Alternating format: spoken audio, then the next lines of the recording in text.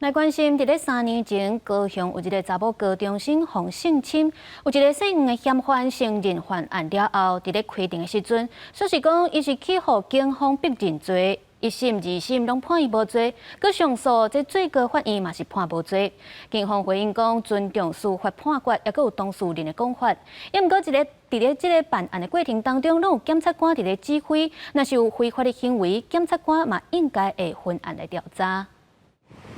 警方防止狂办案的时阵，严肃恐吓嫌犯，高雄镇定分局无要受访，局内如常运作。案件是3天前一名女高中生防手指侮辱，警方锁定黄姓男子，对方承认后，甲人移送嘛报请检察官侦办。开庭的时，伊说反口供，讲是警方恐吓伊，若无认罪，厝内人甲伊拢会防收押，伊才成立犯罪。诊室或者是绩效的问题，也有可能。那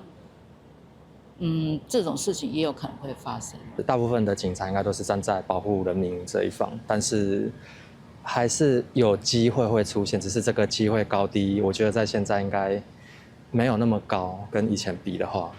这案的一审法官拢认为检警相关事情无法度认定伊是嫌犯，检方搁再上诉，上高法院认为无违误，驳回上诉，黄男是无罪确定。当下他可能就遇到一个比较高压的状态，提到说如果不认罪，会把他跟他的家人都关起来，都上铐等等的。那这些可能就形成他当下讯问的一个压力，结果就陷入了这个要自白犯案。